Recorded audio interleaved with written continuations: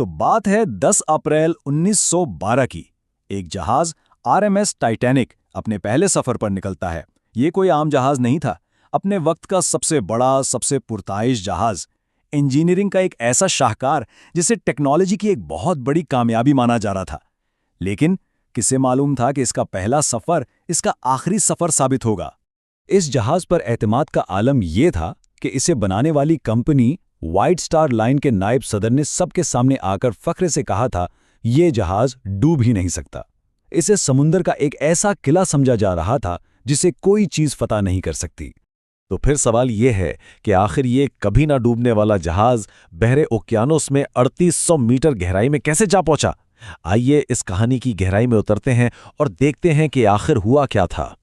तो सबसे पहले ये जानना जरूरी है कि टाइटैनिक को इतना खास क्यों माना जाता था। बात सिर्फ एक जहाज की नहीं थी, ये उस दौर के इंजीनियरिंग का एक मौजज़ा था। इसे सिर्फ एक जहाज कहना गलत होगा, ये तो एक तैरता हुआ महल था। और इस महल की तामीर पर आज के हिसाब से $400 मिलियन खर्च हुए थे, एक बहुत बड़ी रकम।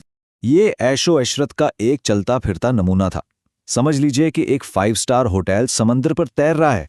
उसके अंदर 2 आलीशान सीढ़ियां थीं, गर्म पानी का स्विमिंग पूल, टर्किश और इलेक्ट्रिक बाथ, जिम्नेजियम, 4 रेस्टोरेंट्स और तो और एक लाइब्रेरी भी। लेकिन टाइटैनिक की असल शान उसकी लग्जरी नहीं बल्कि उसका हिफाजती निज़ाम था। जहाज के निचले हिस्से में 16 अलग अलग खाने यानी वाटर टाइट कंपार्टमेंट्स बनाए गए थे। इसका डिज़ाइन इतना ज़बरदस्त था कि अगर 4 खानों में भी पानी भर जाता तब भी जहाज डूब नहीं सकता था।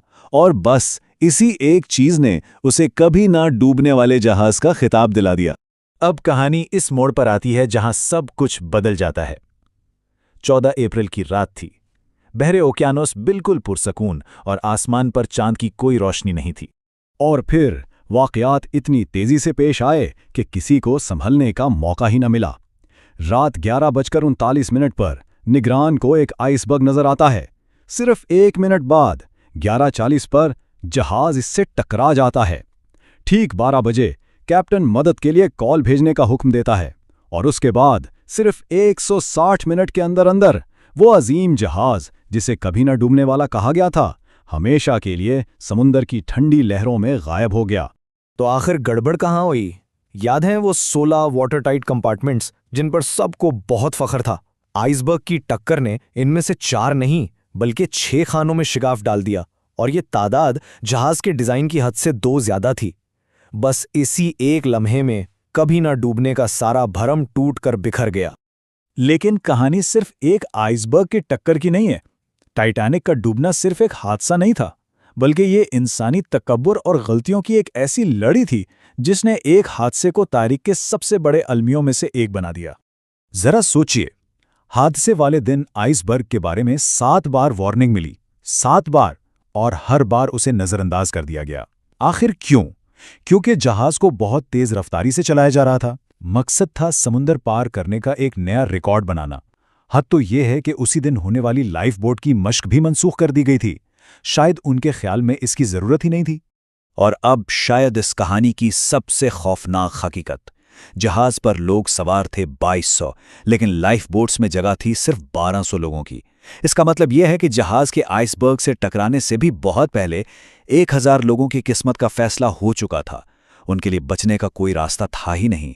और गलतियों का यह सिलसिला यहीं नहीं रुका। ऐन मौके पर जानलेवा फैसले हुए। जब आइसबर्ग सामने आया तो जहाज चलाने वाले ने घबराकर जहाज को उससे दूर करने के बजाय इसी की तरफ मोड़ दिया। जो जहाज सबसे करीब था यानी SS कैलिफोर्नियन, उसका रेडियो ऑपरेटर सो रहा था। और जब टाइटैनिक से मदद के लिए फिजा में रॉकेट छोड़े गए तो कैलिफोर्नियन के कैप्टन ने उन्हें पार्टी की आतिशबाजी समझकर नजरअंदाज कर दिया। ये फर्क उस साहने को और भी बड़ा बना देता है। SS कैलिफोर्निया से 37 किलोमीटर दूर था। उसने मदद के इशारे देखे लेकिन कुछ नहीं किया।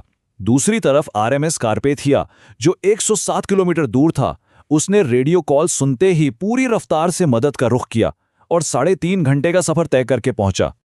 टाइटैनिक के डूबने के बाद जो कुछ हुआ, उसने समुद्री सफर की हिफाजत के कवानीन को हमेशा हमेशा के लिए बदल कर रख दिया। टाइटैनिक की हर एक गलती से एक नया सबक सीखा गया और एक नया कानून बना। लाइफ बोट्स कम थी तो कानून बना कि हर मुसाफिर के लिए जगह हो। आइसबर्ग का खतरा था तो इंटरनेशनल आइस पेट्रोल कायम किया गया। रेडियो रात को बंद था तो हुक्म आया कि रेडियो पर 24 घंटे निगरानी की जाए। जहाज का मलबा 1985 में जाकर मिला, लेकिन वो भी हमेशा वहां नहीं रहेगा। एक खास किस्म का बैक्टीरिया उसके धाती ढांचे को बहुत तेजी से खा रहा है और अंदाजा है कि 2030 तक शायद उसका नामो निशान भी बाकी ना रहे।